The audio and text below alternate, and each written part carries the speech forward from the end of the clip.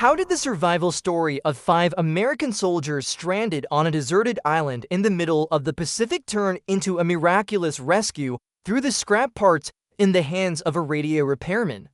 How did Tommy Martinez's simple radio knowledge learned on the streets of Chicago before the war save his friends' lives and bring them back from certain death? After listening to this story, if you have similar war stories or unforgettable memories you've heard from your elders, you can send them to our email address provided in the description.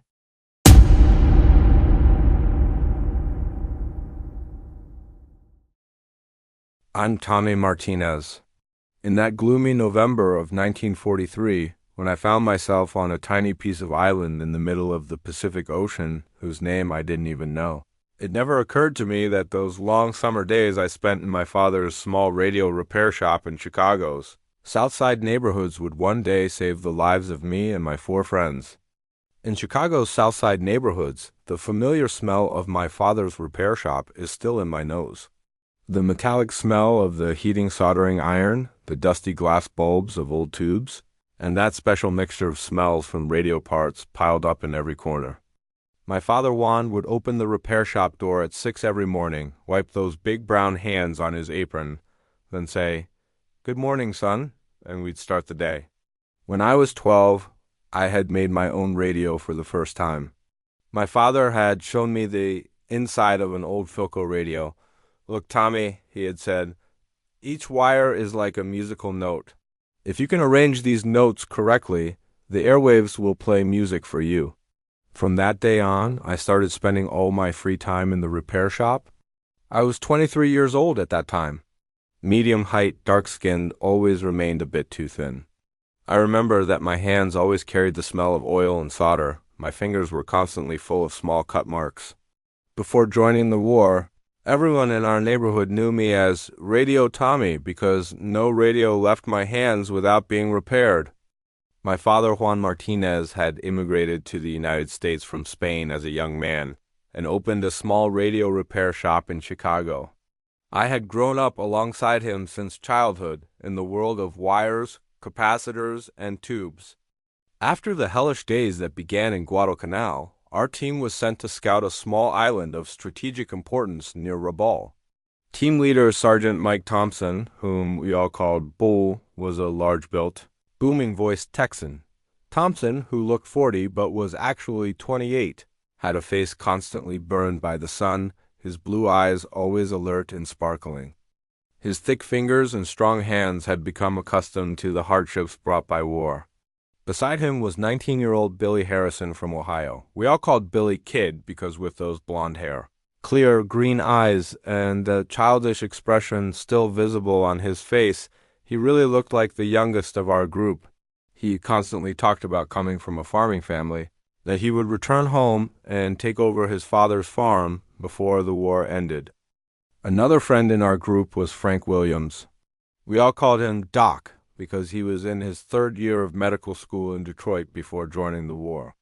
Medium height, dark brown hair, Frank always carried a serious expression and had hands like a surgeon, thin, long fingers, and a delicate touch.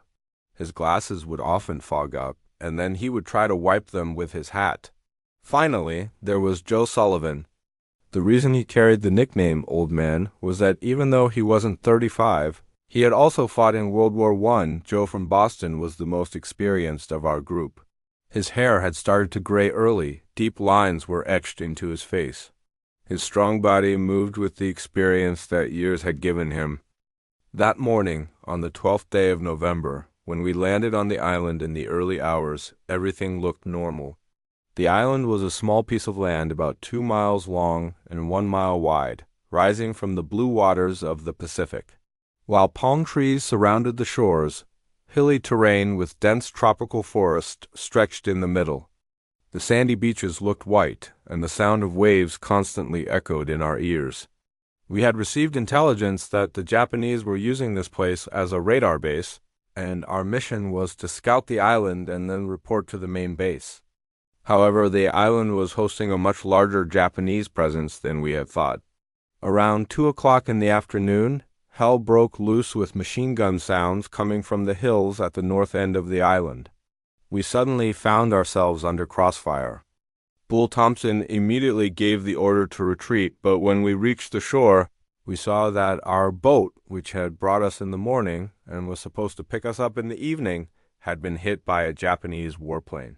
The shattered wooden remains were washing ashore with the waves. We took shelter among the thick palm trees at the southern end of the island. Doc Williams' left leg had been wounded by a bullet in the clash and was bleeding. I couldn't stop my hands from trembling because this was my first real combat experience. There was a world of difference between repairing radios on Chicago streets and fighting with the Japanese in the Pacific. When evening darkness fell, our situation became clear. 5 American soldiers were stranded on an enemy-controlled island.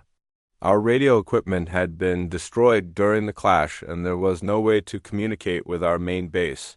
Bull Thompson watched around the island all night, but Japanese patrol boats were constantly sweeping the shores. Escape was impossible. On the second day, reality began to slowly shake us. Our food reserves would last at most 3 days. Doc Williams' wound risked infection, and his fever began to rise. Kid Billy was constantly talking about his home, his family in fear. Old Man Joe was silently assessing the situation, continuing to examine the island with his experienced eyes. That night I dreamed of Chicago.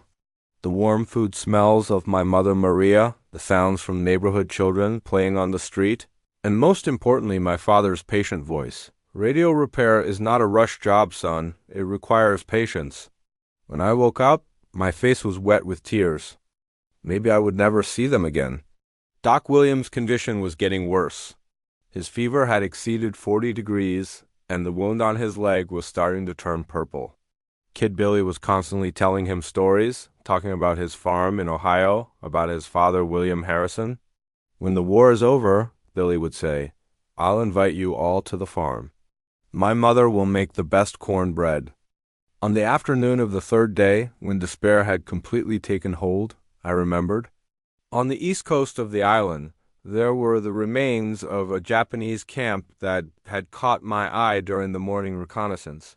There, among the materials scattered after the bombardment, I had seen parts of a radio transceiver.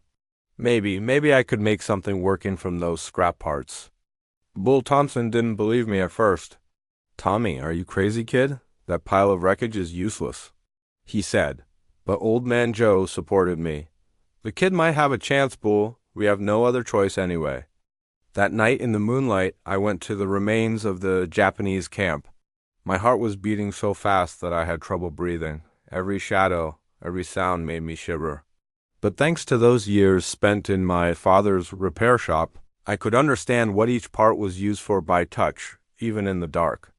I collected usable parts from among the bombed radio equipment. One of the 2 vacuum tubes was intact. One capacitor was working, some of the copper wires were unbroken. Most importantly, the batteries that were the power source still carried charge. In the dark remains of the camp, my hands felt every piece bit by bit. The squeaking sounds made when metal parts rubbed against each other disturbed the silence of the night. Every time I heard a sound, I would freeze, fearing that Japanese soldiers would come and catch me. But even that fear couldn't suppress my father's voice in my mind. In those long summer evenings in Chicago, my father had taught me how radios could be made even with the simplest parts. Son, he would say, radio is just the dance of wires. If you learn this dance, you can make music even with scrap parts. On those nights, we would sit in the small garden behind the repair shop, my father with a cup of coffee in his hand, and I would work for hours bending wires with my small fingers. As the lights in the neighbor windows went out one by one, we were still dealing with radio parts. I spent the entire next day assembling those parts in our camp. As my hands tried to connect the wires together without a soldering iron, they were cut many times. My eyes watered from excessive concentration. Kid Billy kept asking, will it really work? Doc Williams was burning with fever but still trying to help me. Can you adjust the frequency correctly, Tommy? He asked at one point. On the evening of the 4th day, as the sun set in flame colors within the endless blue of the Pacific, my radio was finally ready. It didn't look like a radio at all. It was like a pile of scrap wires, old tubes, capacitors wound together, in an almost artistic complexity. But I had used everything I learned from my father Juan in Chicago streets in those critical moments. Every wire connection, every circuit element had been placed with years of accumulated knowledge and experience. In my first attempt, only static noise was heard. The momentary disappointment was so great that my heart jumped to my mouth. Maybe all my efforts, all our hope was in vain. The hopeful looks on my friends' faces suddenly turned to worry, but I heard my father's gentle voice in my mind. "Patience, son. The radio dance doesn't happen with haste. Every dance starts in its own time." Taking deep breaths, I patiently began to slowly adjust the frequency. As static sounds rang in my ears, my finger was turning the tuning knob millimeter by millimeter.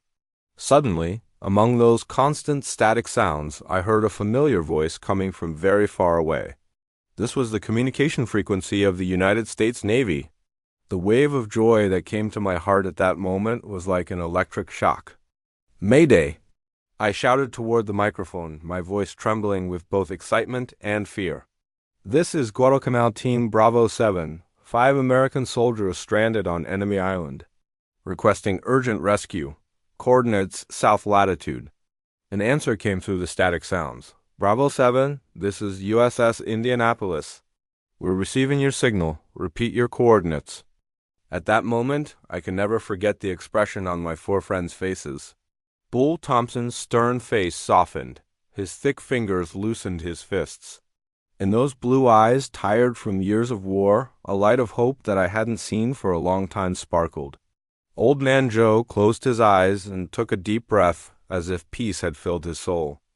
Despite being an experienced soldier, I only realized at that moment of relief how tense he had been until then. Kid Billy's eyes filled with tears as he tried to wipe his face with trembling hands. He whispered, "We're going home." Doc Williams tried to smile despite his fever, and despite his injured leg. He adjusted his sitting position and gave me a thumbs up. The next morning, at dawn, the rescue boat from USS Indianapolis appeared on the shore of the island. 5 American soldiers who had been writhing in the grip of despair for 5 days had finally found their way home. On the morning we were rescued, standing on the ship's deck, I looked at my hands. Still the smell of solder, still those small cut marks. The simple radio knowledge my father had taught me in Chicago's South Side neighborhoods had saved our lives in a way I never expected. "Radio is just the dance of wires," my father had said. That day, I understood that sometimes this dance can create miracles. Tommy Martinez's radio built from scrap parts not only saved the lives of 5 soldiers, but also proved the power of hope and human skill even in the most difficult moments of war. A simple craft learned on Chicago streets made the difference between life and death on an island in the middle of the Pacific. This story shows us that sometimes the smallest knowledge can carry the greatest value in the most critical moments. Do you also have similar heroic stories you've heard from your family?